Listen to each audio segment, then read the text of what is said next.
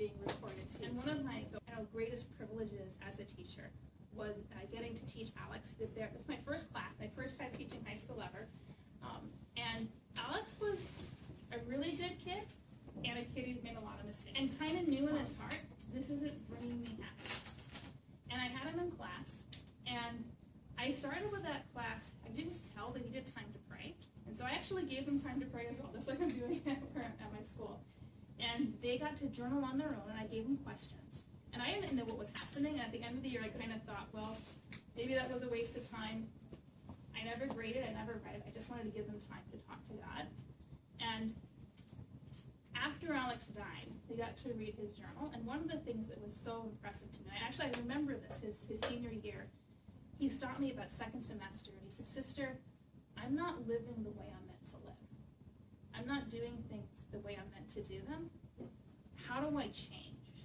And he just went about working at changing till he got his relationship right. And one of the most awesome things about after his family got to read his journal is that you see him like really struggling and looking for how do you change. So I just wanted to read you part of his journal, because I think he's such an example of recognizing what's that one thing I'm supposed to be holding on to, and then really striving to do it. And it doesn't happen overnight, right? It took him a while, but by the time he died, he was ready to see God. He had found that focus. So I just wanted to share with you some parts. So the question is, what are you living for? How would you describe your approach towards material things? Do they help or hinder your spiritual life? And Alex writes, "I'm living for eternal happiness, to see God face to face. Isn't that what all humans should be striving for? There's something wrong if they're not. Even if they don't know, isn't it imprinted in man's soul, a longing for happiness?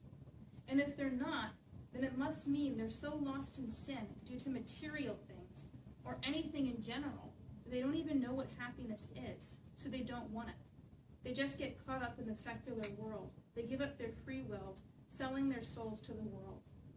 Thus, when they live their lives, they're being slaves, and they strive for secular stuff. Their happiness, the secular world.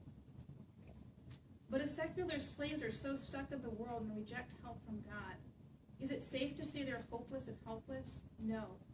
Hope never fails. The reason is prayer. Prayer is important. It's why most hopeless people convert.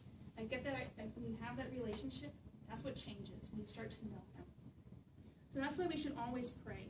Me, I need to detach myself from material things. It's slowing me down. It's slowing down my plan for God, and it's making me more and more not a free man, but a slave. And the more slave I become, the more freedom I lose, thus making it harder to find truth. And he writes about in his journal that search for trying to find truth and trying to find freedom. And it's kind of cool because his last entry in the journal is, we all get to heaven in our unique ways, but we must remain strong. Right? And he didn't know it, but it was only a couple months before he was going to see heaven. So I wanted to, just share with you or remind you his example of holding fast. And not worrying about if you don't, right? We all mess up. There are all times where we forget to hold fast, where we choose the wrong kind of happiness, and you're going to fall. That's part of being human. But as long as you keep going forward, as long as you keep striving, there's going to be so much joy in your life. And it may be the joy of seeing God face to face really early, and hopefully it's not, right? It'll be the joy of seeing your future unfold and seeing God just do incredible things through you. And you won't even know how God's going to use you.